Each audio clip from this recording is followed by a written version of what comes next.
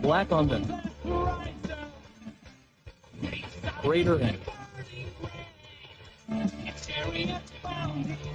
Founding eye to heavens.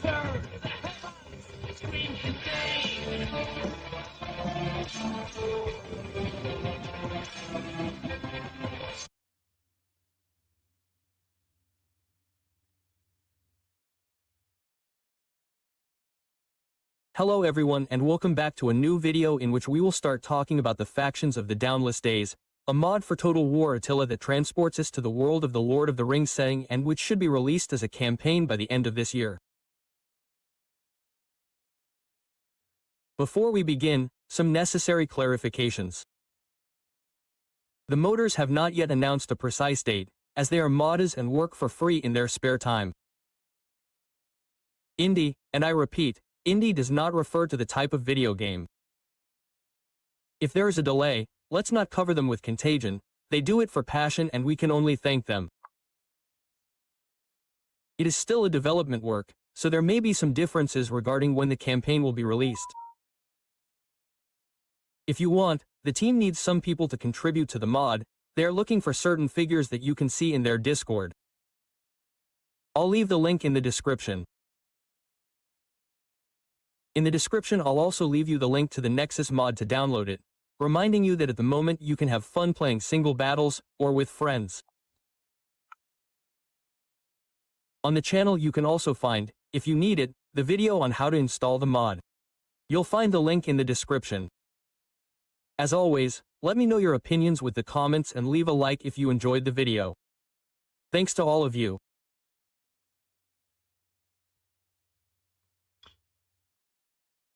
While you enjoy the image, I'll announce that the first faction we'll talk about is the Harad, a faction that is geographically located in the far south compared to Middle-earth. A faction that certainly doesn't have an easy start, given the low level of military and economic strength at the beginning of the game, offset by a high rate of military development which is however counterbalanced by a normal rate of economic development. From this we can imagine a difficult balance between economic income and the payment of the maintenance of the armies in our service.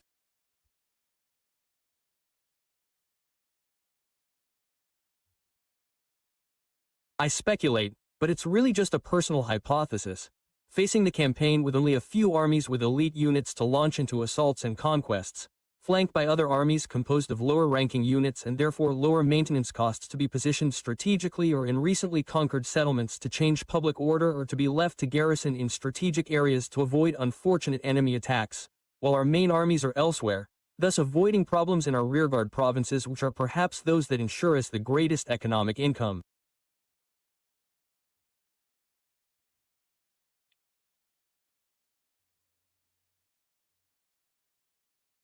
Within an already not entirely rosy picture, another dilemma is added that will significantly influence your campaign. You have collided with none other than the Black Lord himself. Dilemmas and events will be constantly present in the Harad campaign.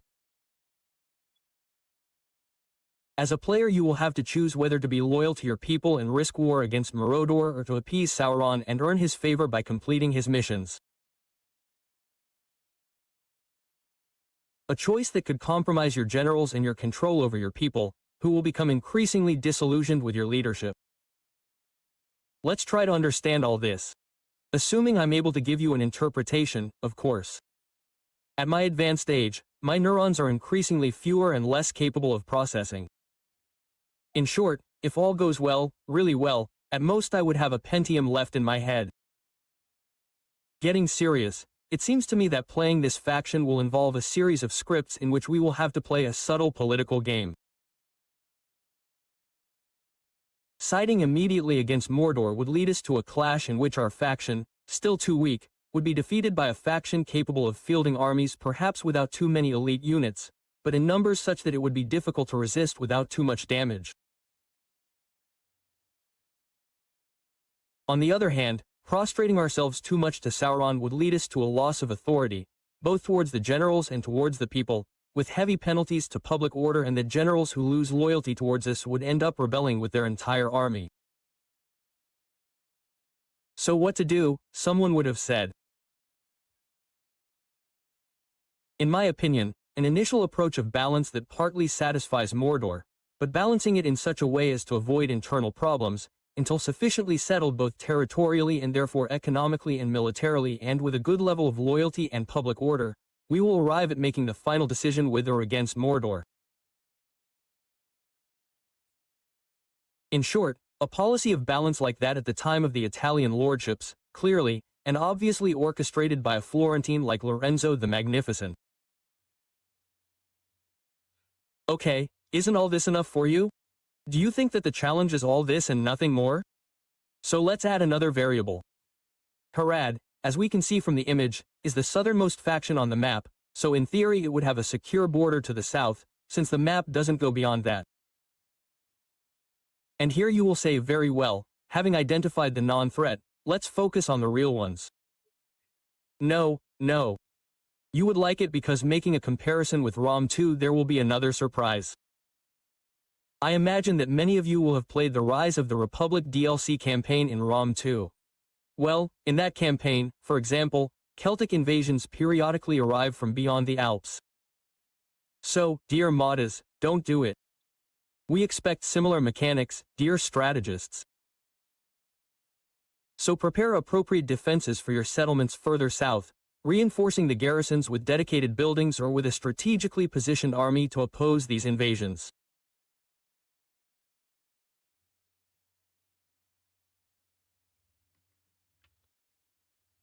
So, how do you approach a campaign with the Aradre?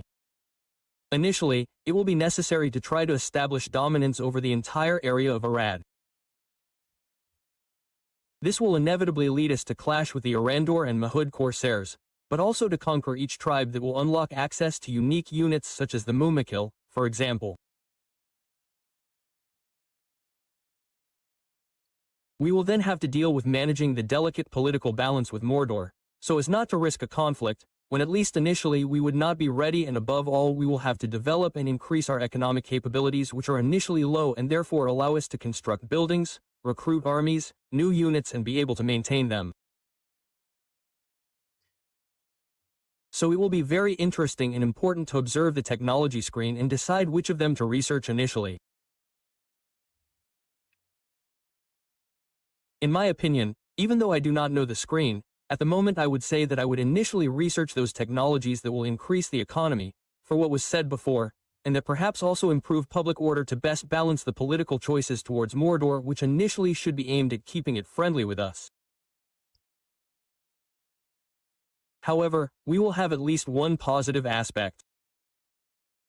We will be able to make use of effective skills in raids and pillaging and to be able to conquer fertile regions that will guarantee us good quantities of food unlike the initial possessions. Let's also add good possibilities of concluding trade agreements, certainly not to be overlooked, to help our at least initially shaky economy. Once this first phase is over, another one will open up. By enabling our dominion over the entire area of Harad, our capabilities should increase substantially. At this point, we will have to resolve the problems with the nomads from the south and their periodic invasions. We will have two options: conclude agreements in exchange for peace or defeat them once and for all, granting us access to the mutant units of Far Harad. The choice will be up to you, and it will have to be made based on how the game develops, in addition to a basic choice. Do you prefer the military or the economic aspect?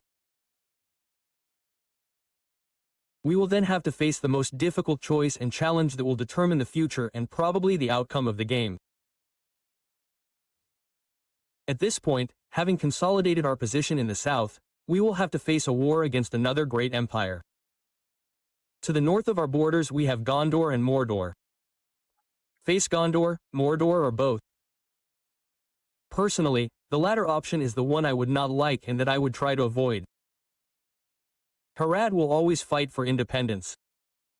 This will not please Sauron, who will try to subjugate Harad through missions or by force. If diplomacy fails, then pleasing him or going to war with him, this will also determine the relationship with Gondor. If we decide to please Sauron, it will be convenient to have him together against Condor. If, on the other hand, we want to ride the wave of our independence, it will be useful to try to have Gondor on our side or at least not have him against us at the same time, trying to stipulate either a temporary alliance or at least a non-aggression pact.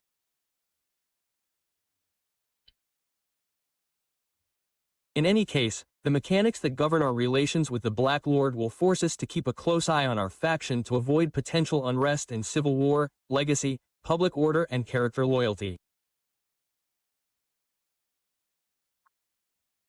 To help us, we will have mechanics that, we will have the ability to avoid civil wars and, related to the independence mechanic, the possibility of obtaining special units and military bonuses. At this point, having defeated the faction we decide to face, the game should be rather downhill, or at least I think so.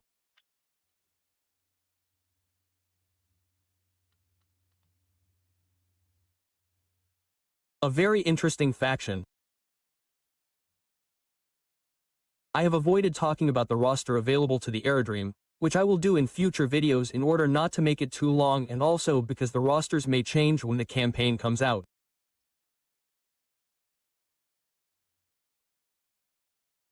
But as we were saying, it is a faction that fascinates and intrigues me, a faction with which the initial phase of the game must be carefully considered, with the independence mechanic from Mordor to be kept in mind to avoid unfortunate events when we are not ready to face them.